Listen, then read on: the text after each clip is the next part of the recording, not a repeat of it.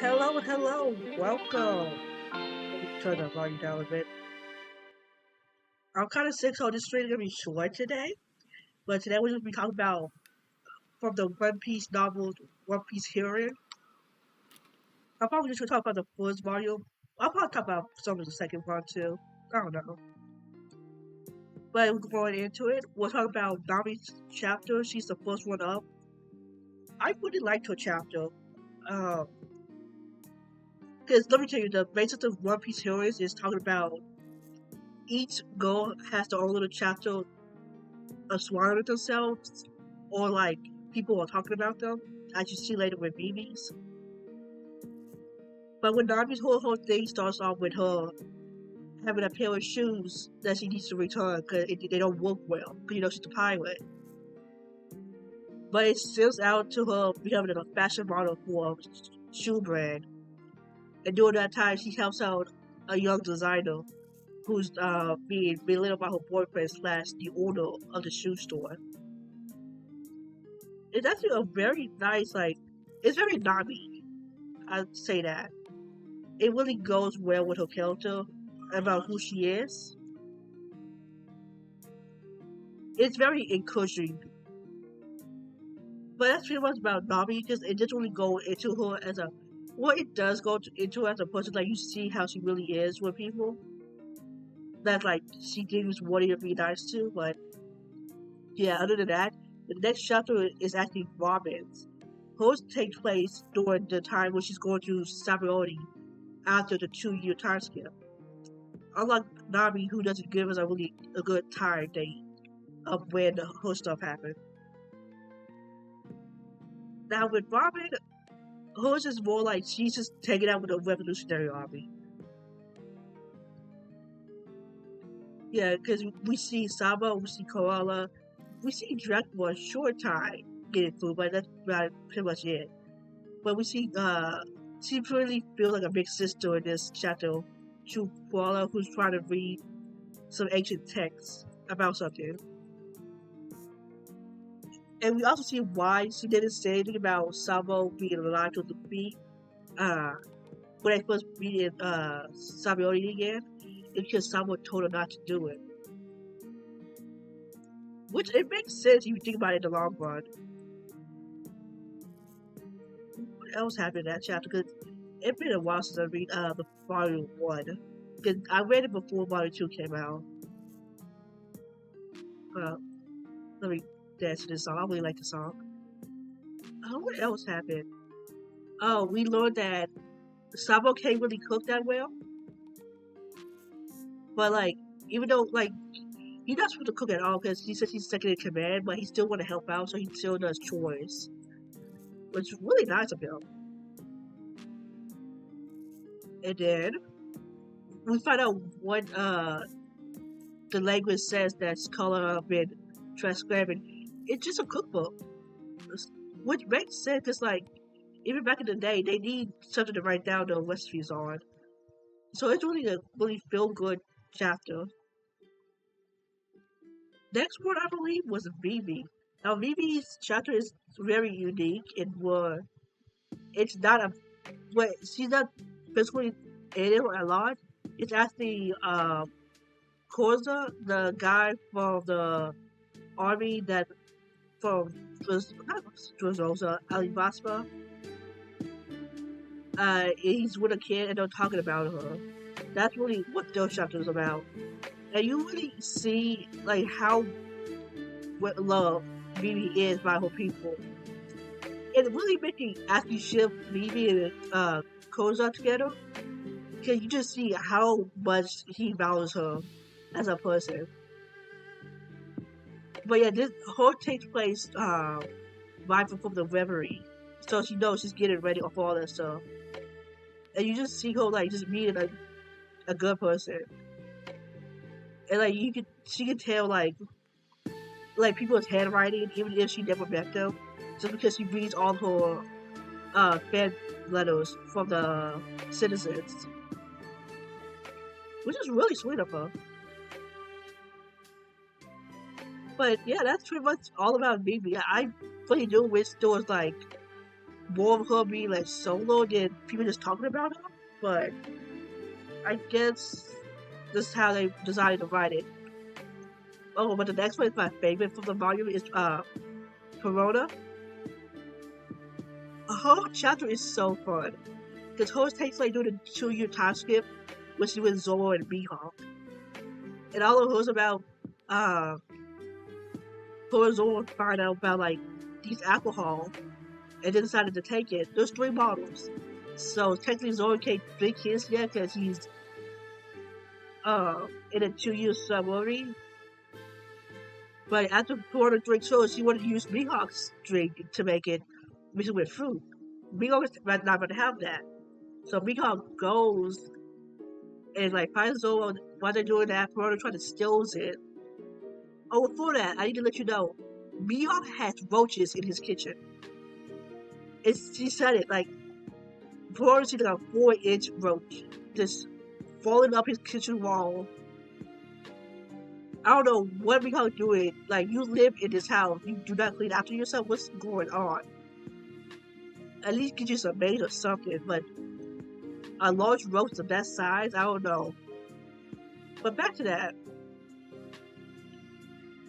because like Pearl's having a tough time. Because like first off, she can't have like no cocoa. Cause there's no place for her to get in. Because they're on like an island. But at the end, they break the last bottle of the wine. And so when the last run out, they do end up using that for the fruit and eat that. But before the chapter ends, we learn that Miho has imported cocoa beans so they can grow for Perona. The whole thing feels very like family orientated. You see why people like them like these three together because like they're so dysfunctional that it works. It's a very cute thing. Now at the end of the first volume, they usually have little bonus chapters, and the bonus chapter for this one is about Nami. This one, it was really interesting to read,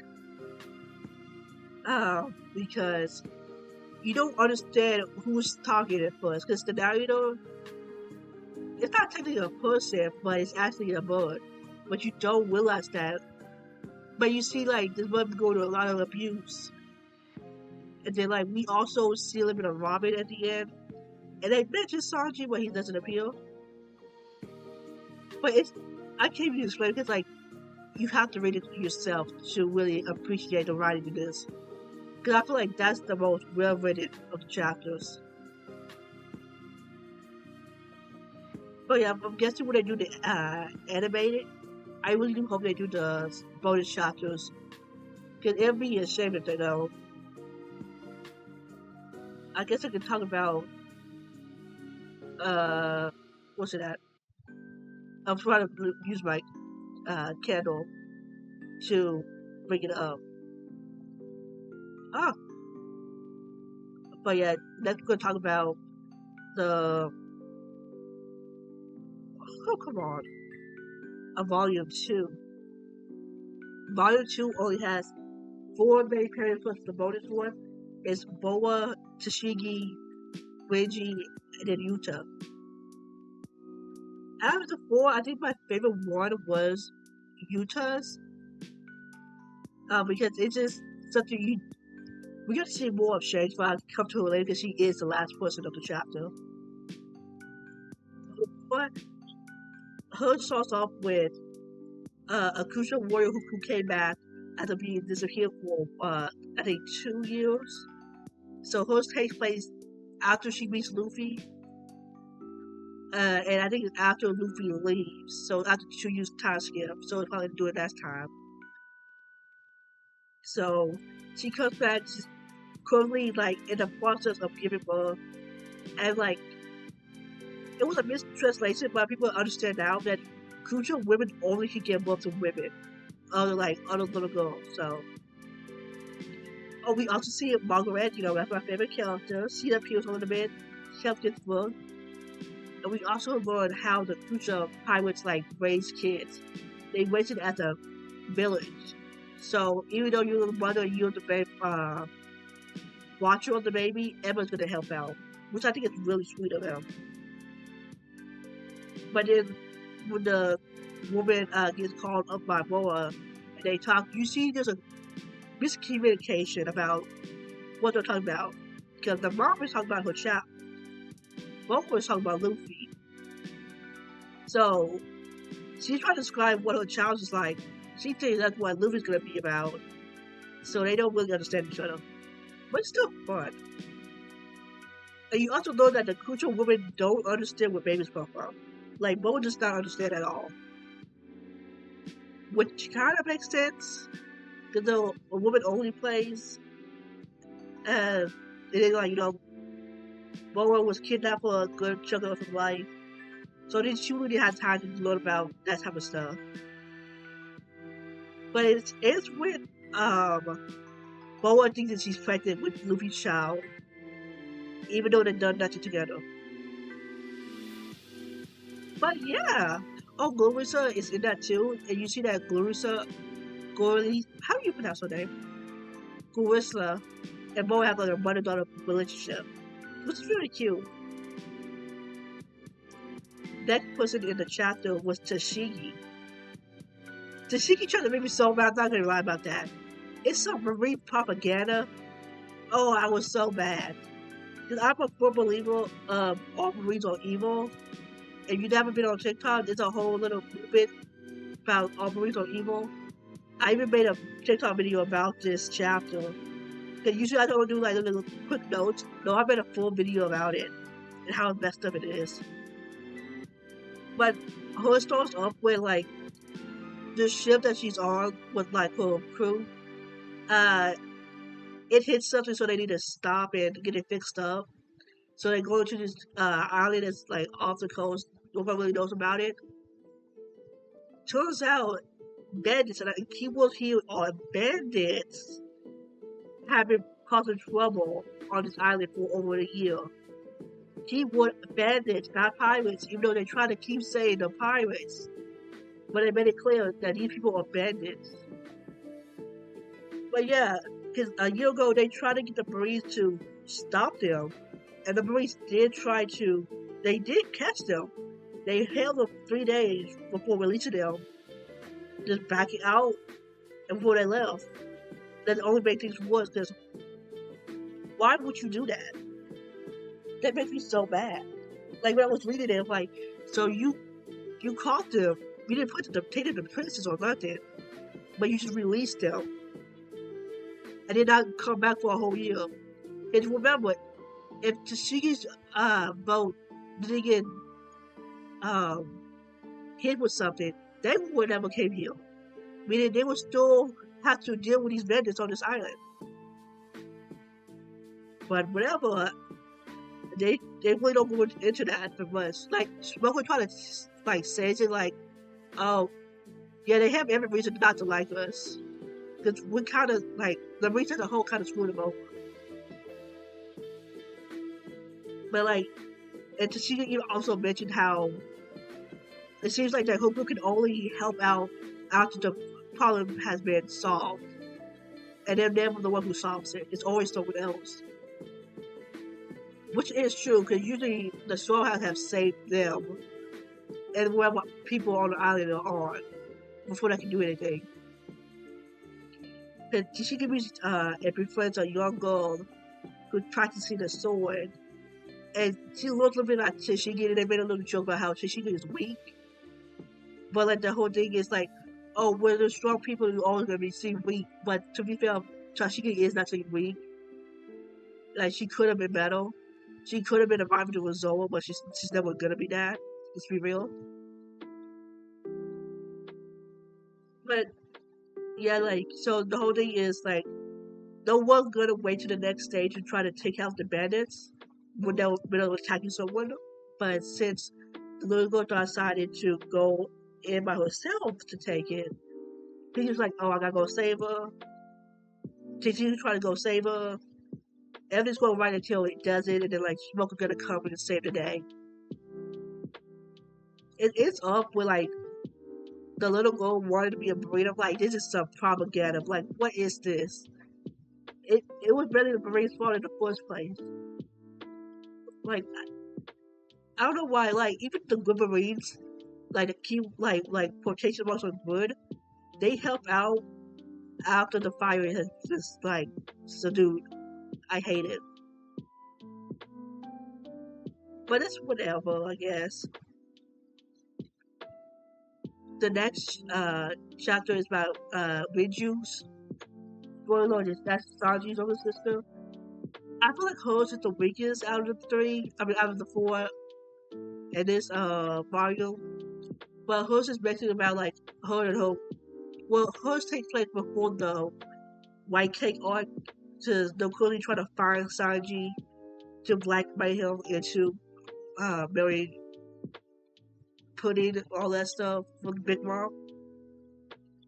But the whole chapter is about her and her mother trying to cook for the first time because they're on a ship, but none of them know how to cook.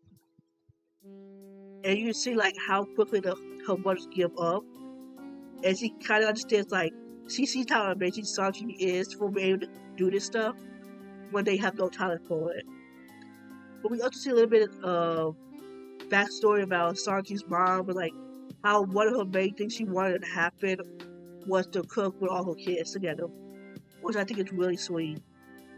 And then like the pictures of them two are really nice. All the pictures of all the volumes are really nice. They're all hand drawn and stuff. And like you can tell like a fashion person did it just based on like outfit choices. Cause like when you like her outfit like for the cover of her chapter does not seem like she would normally wear. You could tell like a woman made this. Okay. Nothing really much happened in Bridger's chapter. It was kind of there. I think that was the weakest one. Like how I think I would say Bollywood would have the weakest story, like no weak stories. But I think Bollywood 2 this is definitely the weakest one. But the last one is my favorite one, Utah. Utah has a great story. Because her takes place when she's 3 years old, so she's already with Shanks. And like you see what it's like for them to raise Utah as a baby or a toddler. Cause we learned how once Shanks and his crew found Utah as a toddler, they were gonna send her to the Marines because like babies on a pirate ship, that's crazy. But Shanks was like, nah, I see myself in her too much. I gotta bring her along with us. And since Shanks is so young, some people think that's her older brother until he corrects himself. But yeah, you know that Yuto has never seen Shanks angry before because like he's always just been happy around her. And you see that like how everybody chips in to do pantry stuff, but it's mainly Shanks as a dad. And you see the doctor, he's in charge of the food that she eats, and that she shouldn't have too much sugar, all that good stuff. And then the chapter is really about Shanks and Yuta going to the night market and Shanks showing around stuff. She eats cotton candy for the first time. They go to the little shop was selling clothes, like in Utah size. At first, Shanks was gonna buy it, but like they looked too cute on her, so he bought a lot of them. And they both went to the night stall because Utah refused to go to sleep. It's only until they go down that like they decided to try to sleep. But before they can like, it was after they bought the clothes. Our Marine notices Shanks. It's like, hold on, you're a pirate. You probably do some bad stuff. So Shanks and them had to leave. They blew bubbles together, which was really cute.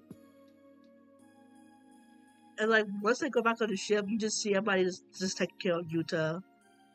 For some reason, Beckman can smell sugar off of her. I don't know if that's a thing people can do. I don't know. Beckman is probably like her uncle, or like pretty much grandpa. He's like the oldest one of the ship. I don't know. Yosef is taking more care of this child and his own, which is wild. I don't expect much from that Deppy, but it's crazy. And they end the chapter singing Vicky sang. Well, they never say what song they're singing, but like, there's only really one song that probably sing on the show. It's that. And for the last thing is the bonus chapter. It's between Nami and it's really mainly Nami, and then Nami comes later. But those about beauty. Nami sees a blemish on her skin, and like she freaks out, and like she's trying to get some more stuff. You see a lot of the other crew members. Then you see Sanji, Frankie, Luffy. You see all the guys in this actually. And it turns out that Marvin and Brooke, they go to the same health line. Like, so you see, well, you hear them talk about how they'll get a hill done together, which I think is really cute. It really makes sense. But yeah, it's just about like taking a good care of yourself while you're on the ship for long travels of time. But yeah, that's the end of the volumes. I really do hope this will be another volume. I don't know when that will be, if they ever would do it, and who will be in there. But I really, if they do, I can see like putting Rebecca uh, to show the Mermaid Princess and probably Bonnie too. I can probably see Bonnie too because she's getting more screen time. That could be like a third volume. But other than that, should probably do next time talk about like the Aces novels because I read those and like whenever Law's novel comes out later this year, I can talk about that too. Until then, thank you for watching. Sorry for my voice, I'm kind of sick right now. But until then, I hope you enjoy. I'll see you guys next time. Bye.